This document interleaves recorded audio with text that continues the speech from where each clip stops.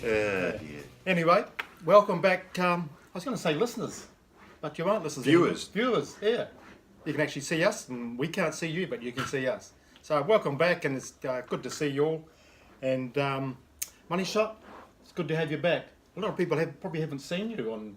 We did one podcast, I remember, that's at right. Trentham many years ago, but I think after that we were both told, Neil, we both should stick to radio because we've both got faces for radio. Oh, you were probably told more often than me, but doesn't matter. But, Probably was. You're right about that. No, it's yeah, that was a few years ago, wasn't it? That was the day, that would have been 2013, 14. Yeah, I'll put a link to it, and you can have a look. See who's aged the most. It wouldn't be hard to guess. Rightio, we've got a few things to get through this afternoon. So we're doing this on Friday afternoon. And the first thing we want to look at is last week. If you listened to the podcast last week, that would have done okay, I reckon. Might have made $1. Yeah. Richie McCourse winning the Hawke's Bay Cup. Wasn't that top effort? I wasn't confident at the 300. I thought he's under a ride and he wasn't making ground. But that last 100, as we suggested, he was the man. He was. And that 53 kgs, well, he kicked in, eh? What was it, 650? We were both keen on him last week, so that was good. Yep. And I even threw in my advice and took him in a multi with those damn Warriors. We won't talk too much about the Warriors. No. I jinxed them. First time I tipped them this year and they get beat. So I'm staying away. I've been paid to stay away by all the Warriors fan club. It was his fault, Jan. Yeah. Sorry, Jan. Your multi would have come in if I hadn't said the Warriors would win. 2 out of 3 for Jan. It's frustrating, eh? Now, chocolate fish. Oh, yeah. Oh, shivers. That's right. Have you got one? No, I've actually got something a bit healthier for you. Probably wise. Good old kiwi fruit. Kiwi fruit. Thank you. I'll add that to my hot cross bun. Actually, as we've done it a few times, get the quinella home and the chocolate fish steaks, and got to pay $32. Yeah, Steppenwolf and all in Mana. I thought I had you too, 200 metres out. I thought I was going to grind that thing down, but she or he kicked well, Steppenwolf. Steppenwolf, yeah. It was a good run. So, hopefully a few viewers got a bit of that quinella. Yep. The day at Hawke's Bay last Saturday, it was a interesting day. The jockeys maybe overplayed the outside bias, perceived outside bias, and by the last 2 races, and especially that last race, they were all basically back riding, shall we say, normal track conditions, and the leader who stuck hard against the fence was the winner. Yeah. You know, like Scapolo early on came out to the middle of the track, so they all probably thought that was the best part to be in.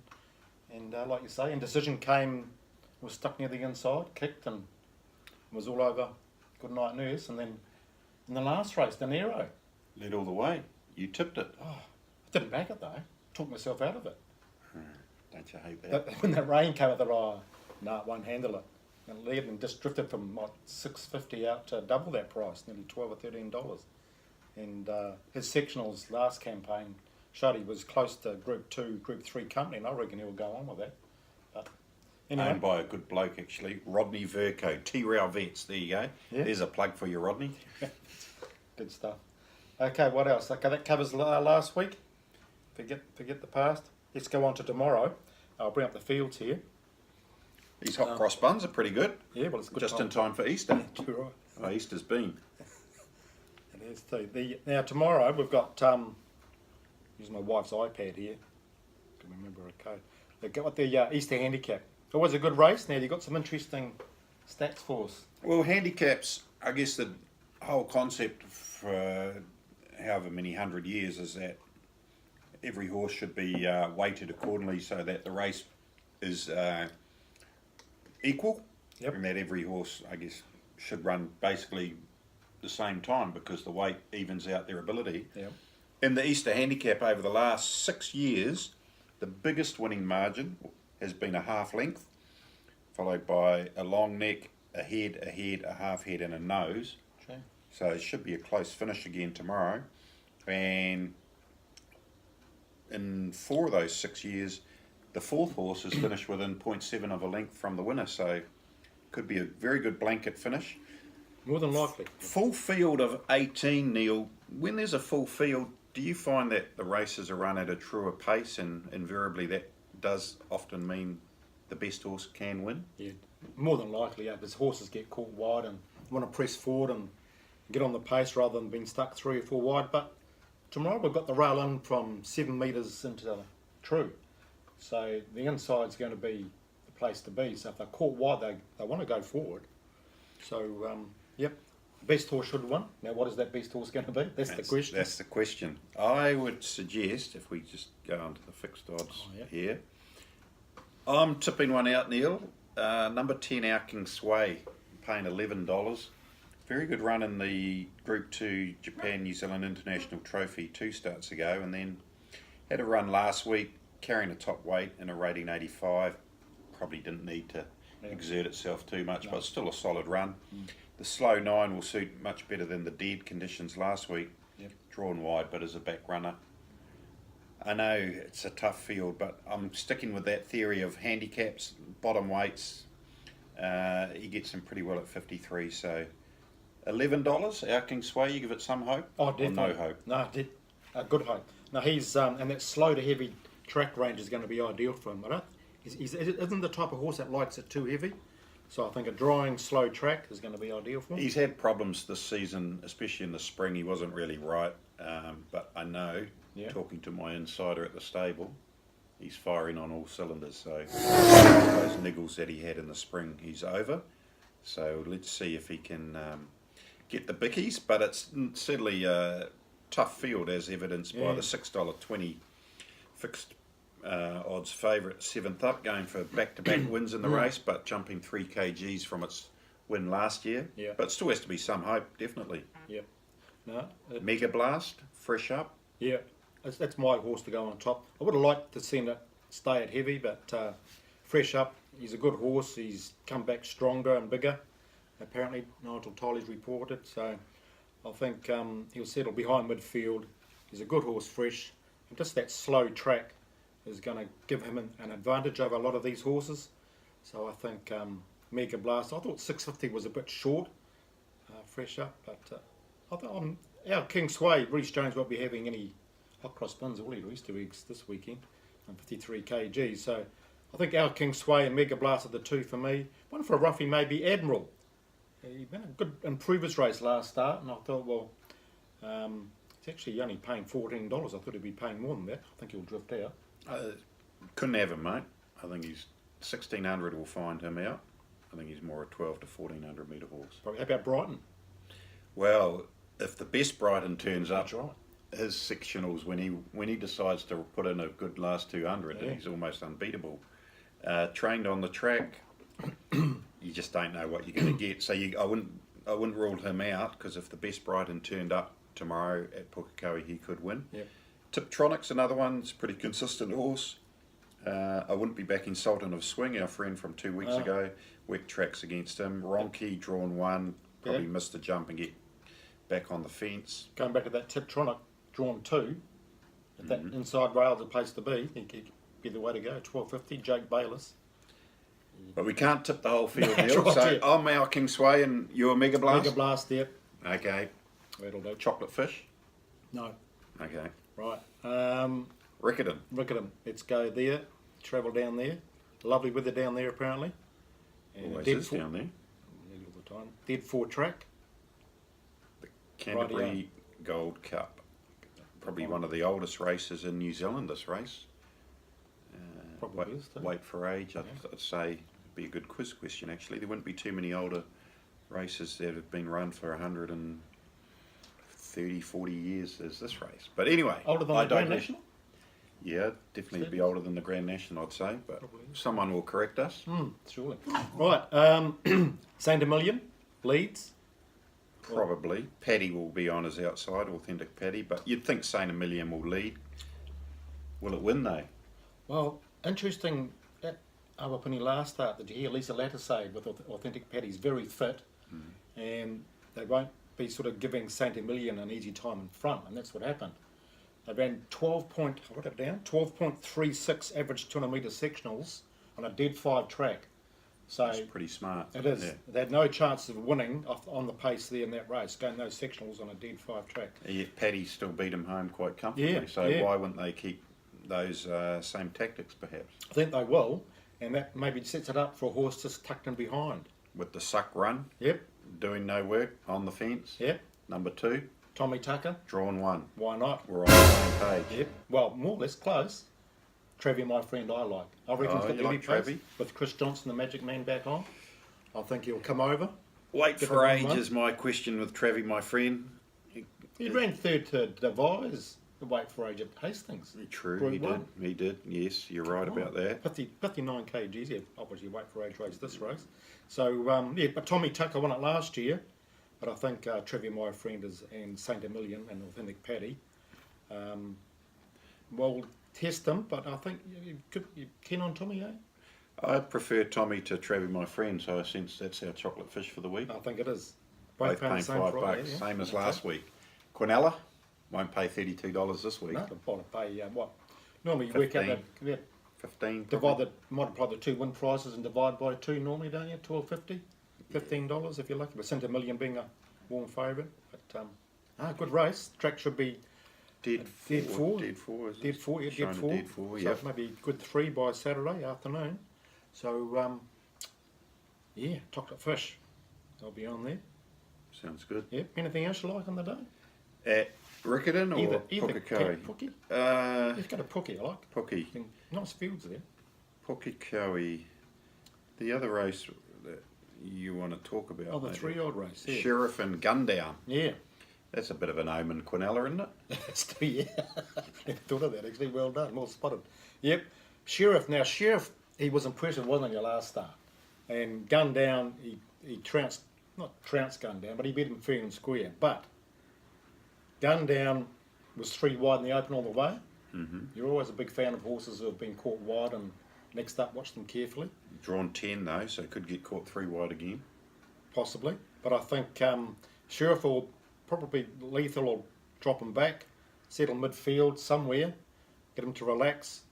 And if Gundown gets a good run, I fancy him to turn the tables on Sheriff tomorrow, All right. because I won't- he was coming I back won't at disagree Sheriff. with you. He was coming back at Sheriff. It's probably that sort of race where you, if you like Sheriff, save on Gundown, or vice versa, back Gundown and save on Sheriff. I just can't see. Time Lord's a good horse, but I don't think he's as good as these two. Good to see Andrew Calder back in the riding ranks, He is back too. from Macau. He is Yeah, too. yeah. He's This morning. back for good with his family. Yeah. So much needed boost to the northern riding ranks. Mr. Calder, been away for a few years riding in Macau, but he's back. But okay, so it's a Sheriff Gundown shootout at Yeah. Pukekohe The Park. OK Pukekohe Park. Yeah. OK Corral. Mm. Nothing else on the undercard on either meeting. Oh, there's a couple there I like. Keep those up your Yeah, up your they're- sleeve for the pain folk. Yeah, they're on Riccarton, 2 good confidence bets there, and they've been going quite well. The Yeah, confidence your bets. confidence bets. What, you've had a profit 12 out of 15 weeks. Yep. Yep. Do you think that leaving the betting till the last sort of 3 or 4 minutes can make quite a difference? I know it doesn't necessarily help people who need to go out or need to get their bets on early because they're otherwise occupied, but certainly if you're taking it seriously, I think betting later and getting that lead from Betfair and Co does make a big difference, because you do see some horses alarmingly drift in those last few minutes on Betfair, and invariably they don't tend to win, do they? That's right. So you've got to be prepared to take the lower odds sometimes for that reason, and don't get too stressed if you miss out on the better odds, because probably over the 15 weeks there's been at least half a dozen horses that I have said don't back. I think one of them's won 2 minutes out, but if you can see everything's in their favour, the way the track is playing, the market says it's going to win, or the horse that's Prelim. maybe a prelim, maybe its main danger's drifted out in the market, just gives you more confidence on the horse you like. All those things add up, and proof's in the pudding. 12 weeks out of 15 weeks we've made a profit, so hopefully we'll And keep you can that afford good kiwi fruit like this. I'm going. loving it. Yeah, they're good stuff. Now it's an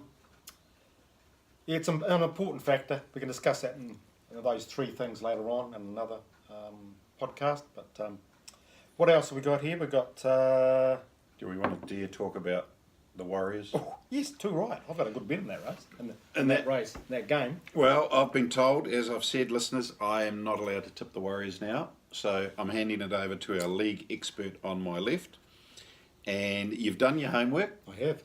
You've come up with a stat, a historical stat that says this should happen 83% of the time. Exactly. And so therefore it should be paying about $1.15. Yeah. But it's paying $2. Even money. Get on. Fussy Tour to score a try. David Fussy Tour, Warriors winger to score a try against the Dragons on Saturday night at Mount Smart. Yep. And is it Lino, the replacement? Mason Lino. Mason Lino. He's taken over Johnson. I think he's the type of player who will kick more for Fussy Tour on the wing to get over in that corner there. So there's a good chance he will score a try, scoring it that way again. He can jump, about 15 feet in the air, give or take a few feet, but he's a fantastic player, and looking forward to the game. You're not Tonight. going up? I was tempted. Is it tonight? Yeah, it is tonight. It's tonight, Friday yeah. night, not Saturday night. My apologies, listeners. Friday night. Will he try? Of course, getting ahead of ourselves or behind ourselves. So that's David Fussy Tour to score a try for the Warriors. On the rugby side of it, Yep. you're going to have to wait till Sunday, 6 o'clock, last game of the round. Yeah. Brumbies at home to the Jaguares, who had I would say, a fortunate win against the Rebels last week. Brumbies were right in the game until an intercept basically changed the course of that game against the Highlanders. Yeah. Back at home, Bruce Stadium, Canberra, they will be too good for the Jaguares and only having to give away 5.5 points in the point start option. Brumbies minus 5.5, $1.87. Just keep putting it on till it hurts, as the one John Barry used to say. I remember him saying that before Jimmy Shue won wasn't the Derby, it was the lead up to the Derby, I think it was, wasn't it? Yeah, He said, yeah. put it on till it hurts. The Avondale, the Waikato Guineas, I think, when it beat Silent Achiever. No, was it no. Ellerslie? The Would have been the Avondale Guineas probably. don't think he ran in the Avondale Guineas, did he? Oh, he might have done. It He wasn't in the same Was it years. a mile race? I'm getting Silent Achiever mixed up with Ocean Park. Yep. No, good old Jimmy Shue. Okay, But, so there's hang on. The Warriors were minus 5.5 last week. Hope that's not a bad omen figure. But anyway, now you put it on till it hurts. Put it on till it hurts. Brumbies will cover the start against the Jaguares. That's the multi of the weekend. Fussy Tour to score a try. Into the Brumbies minus 5.5. And you got to sweat it out on Sunday night. Well, you can relax. Just spend it already. Okay, yeah. Well, that's it. Going to be what, $3? 74. Yeah, that'll do. $100 on. Nice little profit. Be nice. Okay. Right, now, we've got a couple more things to cover here.